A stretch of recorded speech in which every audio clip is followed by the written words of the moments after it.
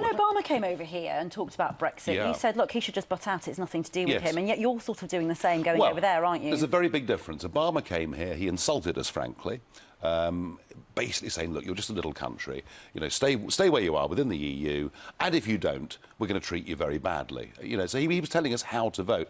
What I went to America to do was to tell a story about Brexit, which is what I did.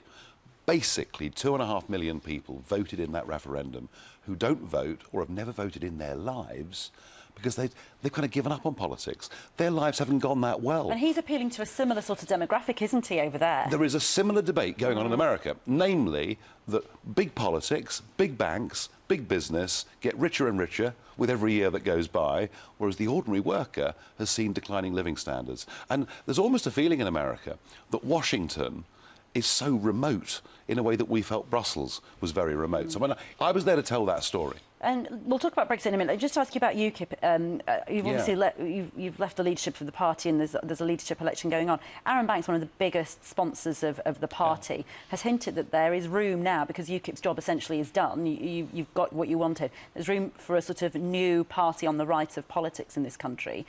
Is that something that you, because I know you're friends with him and you're very close to each other, is that something that you would be interested in getting back involved in? In a new party? Well, I mean, let's be frank. You know, without UKIP, there'd have been no referendum. So we've played a very important role in the history of this country. But a new party. I think UKIP needs to be strong to make sure that, to quote the Prime Minister, Brexit means Brexit.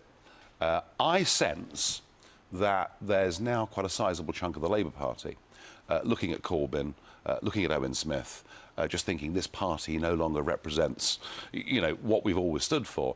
And I think over the next 2 or 3 years that UKIP could be the nucleus, if you like, of a new, perhaps bigger political movement. You'd be involved in that, do you think? Look, you know, I have stepped back from frontline step back politics. And step back in.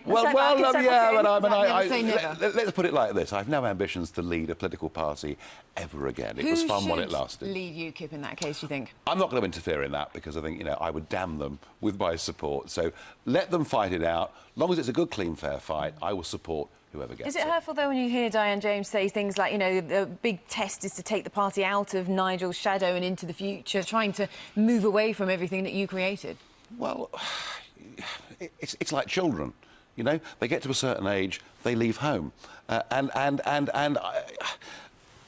know, it's up to them to do it. I'm not going to be insulted by anything any of them say.